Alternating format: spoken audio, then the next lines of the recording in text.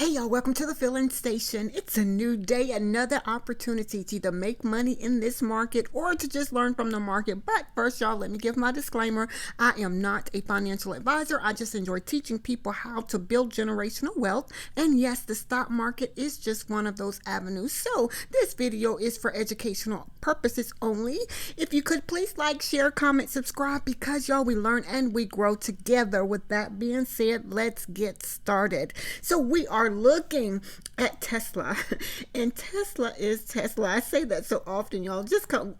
We came off of a 354.99 high here. We hit that kind of close to that twice, a little bit beyond that here, but y'all see how it was setting us up for something, and we didn't know if it was going to be to the upside or to the downside. That's why I say it's important that we just trade what you see, right? So we tried to, we got rejected here. Only it made a decision this time right here to let us know that there's going to be a decline, and it did just that. What's interesting is the 200 EMA as of right now was a support area for us, which I have marked around the 331.52.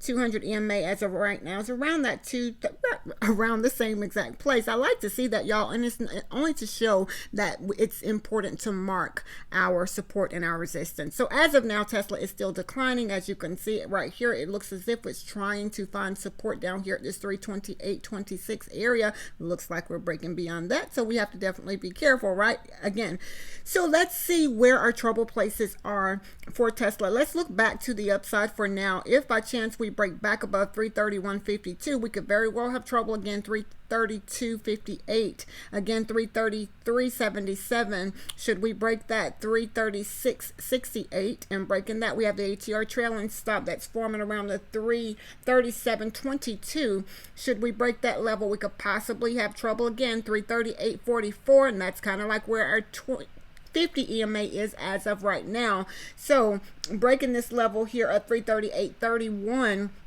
we could very well come back and have trouble around 340.85. Should we break that 340.85, y'all see there's a few layers of resistance right here. Let's say around the 341.60, 342.15, 342.76. should we break that, it kind of brings us back to the zone that we were in, right? So that's around the 344.29 and breaking that 346.40. Now back to the downside for Tesla. Let me see if I can make that a little bit bigger without normally.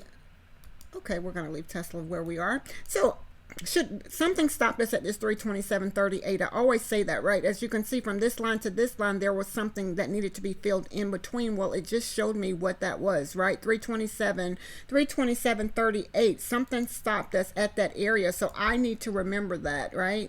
So where are the trouble places for Tesla to the downside? Breaking under this 327.38, there's possible support 325.36, and if we should break that level, 322.84, breaking that 320.30.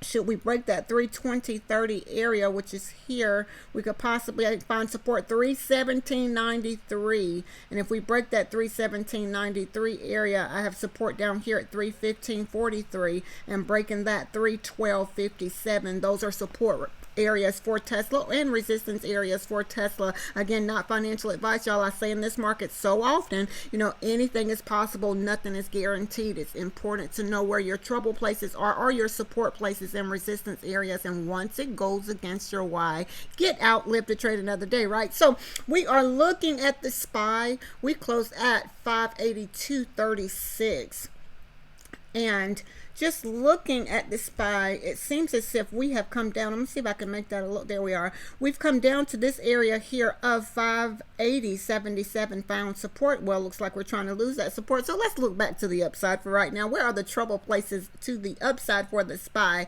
Again, 581.37, 581.79, 582.20, 582.53, 582.80. Beyond that, we could possibly have trouble around this area, 583.45, and breaking that, 584.12. Should we break that 584.12, 584.42, and again here at 584.67, there's a few layers of resistance here in this area here. So if we should break that 584.67, we can have around 584.90, again 580 585.29, and if we should break that, 585.56, breaking that, 585.74. Those are resistance areas as of now for the SPY, but as you can see, we are declining. We have yet to find that support area. Again, this 30-minute chart is what we're looking. This is the 1 hour, no wonder. Let me go back to that 30-minute chart. There we are. I just like to look at the 30-minute chart, and I knew my charts were looking a little bit different, but it's okay. It gives the same information, right? So again, that 580.08 is a support area for us, and as you can see, I have the area of 580.14 not far away. Price came down to this area and bounced from there, so I need to remember that because something stopped us at this area. Now, if we should continue declining, we could very well have find support 579.91. If we break that 579.91, 579.74 could be a support place for us. Now, from this area of 579.74 down to this area here of 579.03, we could very well get stopped out here, kind of like, you know, what Tesla did. So we can mark that level once it happens.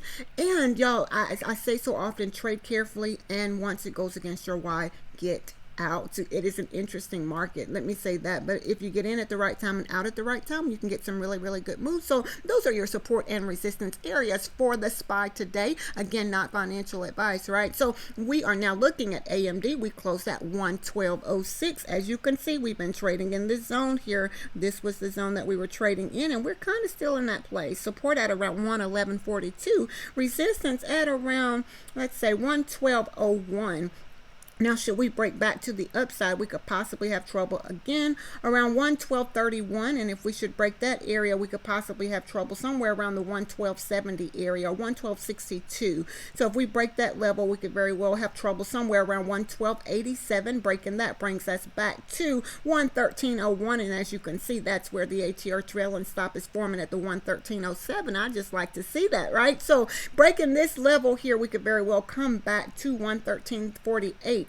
and possibly have some trouble with AMD should we break all of this resistance. Keep in mind that would be, you know, 200 EMA in a previous level that we marked. So if we break through that, we could very well come back and find trouble around the 113.83 and breaking that 114.28. Now back to the downside, as you can see, something keeps stopping us in this area here. So back to the downside, this 111.57 or 111.54 area is the low of this candle here. Actually, something keeps stopping us in this area. So should we continue to the downside, 111.42 could be a support area. Again, 111.03, 110.65. If we break that 110.65, we have 109.91. Breaking that brings us back to around 109.18 for AMD. So should we break that 109.18, 109.19 area, 108.60, and again here at 108.08. So if you trade AMD, and I say trade carefully, definitely set your levels, and once it goes against your why, get out. Make sure you have the discipline for that, y'all. So let's go and see where we are with NVDA. Did we look at NVDA? We closed at 131.80, and yes, it too have found support, bounced off of a support level that we have marked here around the 131.18. So let's go back to the upside. Where are the trouble places to the upside? It looks as if 131.81 could be a resistance area. Breaking that 132.29 brings us back to this zone here. So that's something to be mindful of. If we should break that area, we could possibly have trouble again, 132.58 and again 132.89. So this area, 132.89, has the previous level we have marked, the 200 EMA and the ATR trailing stop. So if NVIDIA should break above the 133.20 area, then it's broken through a few layers of resistance to the upside. So we could again have trouble around 133.47 and again here at 133.69. Should we break that level, we could possibly have trouble again, 134.03, and breaking that 134.20, 134.54, and again at 134.91. So if you're trading NVIDIA today, those are possible areas to the upside. Now let's look to the downside. Under this level here of 131.18, there's a few layers of support, 131.02, 130.92. So if we break all of those layers here, we could very well come back to around the 130.60 area. Should we break that, 129.96, and should we break that, 129.50, 50. If we break the 129.50 area, we could very well come back to around 129.01, 128.74, 128.55, and 128.40. Those are support areas for NVIDIA. Keep in mind, y'all, I look at support and resistance on a much smaller scale because when I'm in the trade, I kind of want to know where my possible trouble places are. And notice I say possible trouble places because in this market, anything is possible. I did see a few inside day candles. GILD is an inside day candle.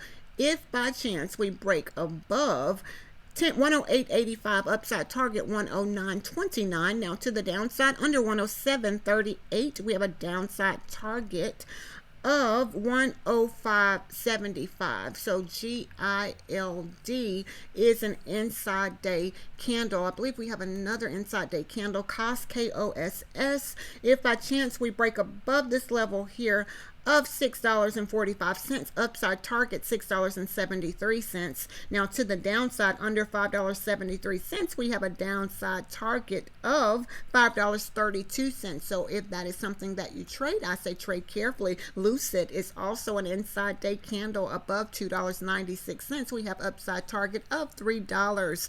To the downside under $2.75, we have a downside target of $2.69. So if you are trading any of those, it is inside day candles, and it kind of just gives us a watch list, helps us to know where our possible targets are. So let's look at Meta today.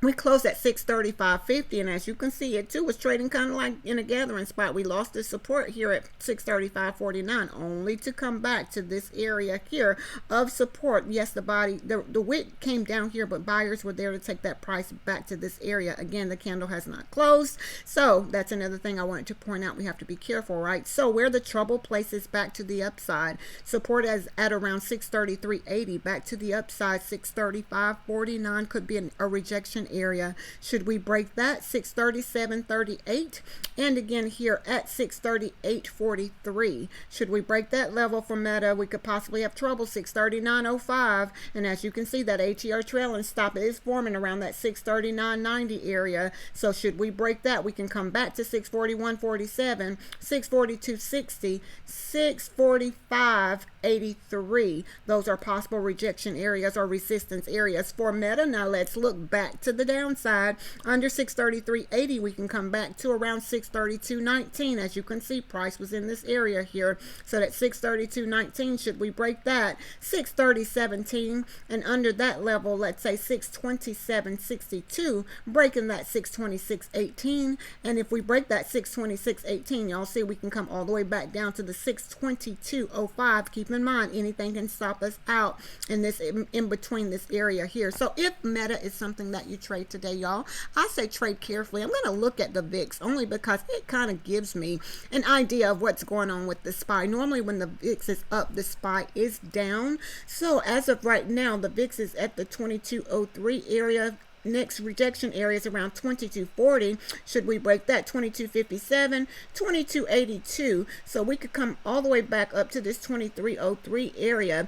Is this a reversal candle here to take us back to the downside? Let's look and see where our support places are for the VIX. 2168, 2151, 2136. Now under that brings us 2116, kind of puts us back under the 5 EMA. So 2116, breaking that, 2101, and again at 2075. So I would say normally if I'm trading the SPY, I kind of want to see where the VIX is because it kind of helps me out with trading the SPY. Just again, not financial advice. So let's go look at the SPY one more time just to see where we are.